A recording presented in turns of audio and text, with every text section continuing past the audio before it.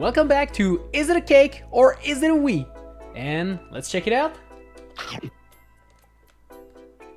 It is a Wii. Here are 30 fun facts about it. The Nintendo Wii didn't start off with that interesting name. The codename for the console was the Nintendo Revolution, and this was actually what it was called when Satoru Iwata revealed what it looked like back at E3 2005. As you can see, the logo had discs instead of the letter O in Revolution, and both those discs have a different size. This was made like this to symbolize that this console would play the new Revolution game discs as well as the Nintendo GameCube discs, which are a bit smaller. Speaking of small things, this console is actually one of the smallest one ever created, and it was made like this because Satoru Iwata, the president of Nintendo at the time, told the developers to make the Wii no thicker than 2 DVD cases. He wanted the console to be discreet and easy to move around. Iwata also wanted the console not to compete with Microsoft or Sony. He didn't want to enter the graphics and power war, but instead wanted the console to focus on novel gameplay. It was a risky move at the time, but it really paid off in the end. The motion control technology used by the Wii was created by hardware inventor Tom Quinn and was actually pitched to both Microsoft and Sony, who both refused it. Nintendo quietly accepted the pitch back in September 2001 and kept it under their wings until they were fully ready to launch it a couple years later. In April of 2006, Nintendo launched a new trailer revealing that the Nintendo Revolution was now called the Nintendo Wii. The Wii meant Wii, meaning that this console was for everyone, not only gamers. The 2 eyes symbolize the unique controller and the image of people gathering to play it.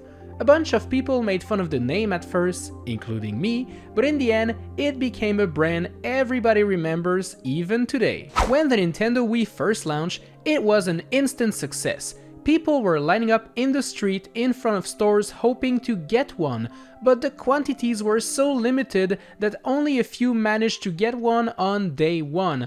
I remember going to Walmart at like 5 AM planning to get my console, only to see a line of 50 people in front of me. And guess what? The store only had 5 consoles, so I can tell you that I didn't get one on that day. In fact, even 6 months after launch day, the console was still pretty rare and difficult to find. Nintendo did boost their production quite a bunch, but the demand was still too high, and they just couldn't make enough Wiis for everybody to get one. The console came bundled in with Wii Sports, a game featuring 5 different sports to choose from, showcasing the capabilities of the Wii's motion controls, and this game was definitely a hit.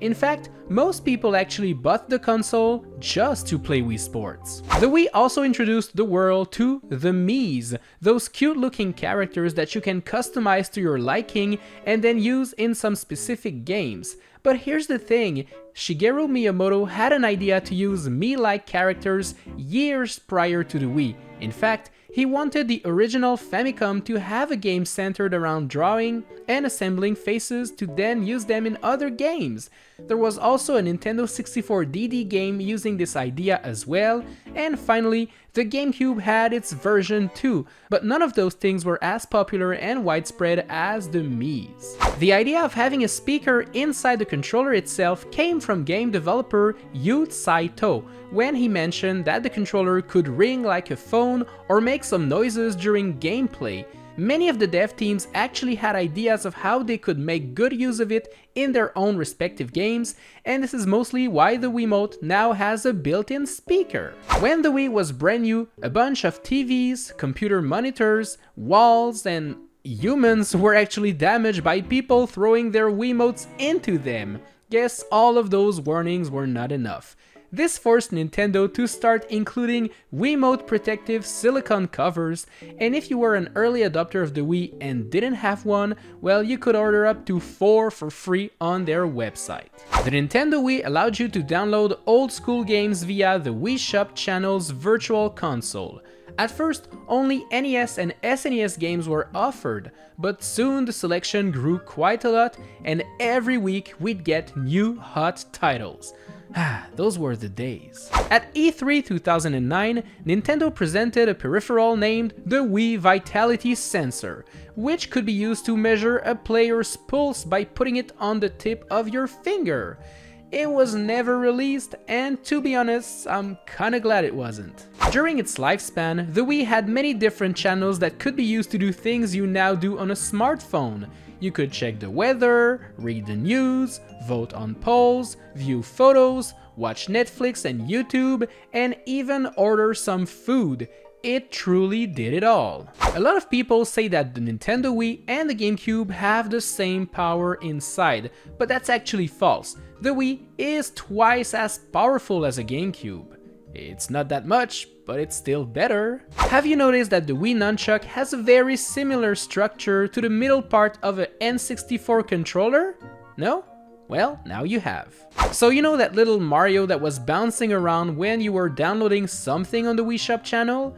Well, if you were lucky, sometimes you'd get to see Luigi instead. There have been a couple different versions of the Nintendo Wii released throughout its lifespan.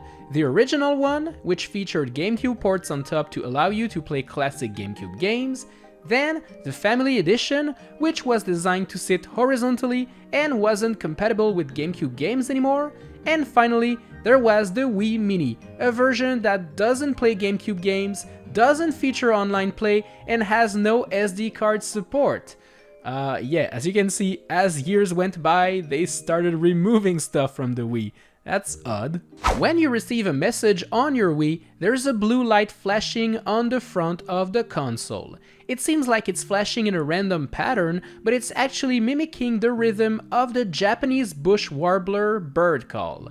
Interesting. According to Brian Walker, one of the developers at Retro Studios, they were very concerned to develop for the Wii when they learned it was barely more powerful than the GameCube. The thing is, when Nintendo showed them the controller and the capabilities of the motion controls, the whole team went, "Oh, okay," and they instantly got it. In the console's BIOS, there's an unused image of a DVD video disc, suggesting that at one point there were plans for the Wii to be able to actually play DVDs. There's also an unused icon suggesting that the Wiimote was planned to be used like a TV remote, being used to turn your TV on and off, switch channels, input, and more. Kinda like what the Wii U gamepad does. This feature was eventually released in Japan in the TV Friend channel, but nowhere else. According to the EPRI, the Electronic Power Research Institute, the Nintendo Wii uses about 40 watts of electricity to run most games. That's 6 times less than its competitors at the time, the PS3 and the Xbox 360. Despite how popular the Wii ended up being, Nintendo recognized that this system had been shunned by the core gaming audience, as it was perceived more as a casual gaming experience. The Nintendo Wii was discontinued in October of 2013, and the Nintendo Wi-Fi connection servers were shut down in May of 2014. F in the chat, boys. Did you lose your Wii sensor bar? Well, don't worry, as you can simply use 2 candles instead. If you light them up and place them at about this distance from one another, the Wii remote will pick up the light signals and will allow you to use the pointing abilities of the Wiimote. Pretty cool, eh?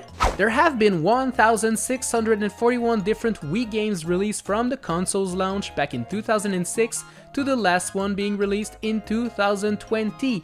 That's a crap ton of games. The 3 best-selling games for the Wii are Wii Sports with 82.9 million copies, Mario Kart Wii with 37.3, and Wii Sports Resort with 33.1 million copies. The Nintendo Wii ended up selling 101.6 million units during its lifespan, making it the 6th best-selling console of all time.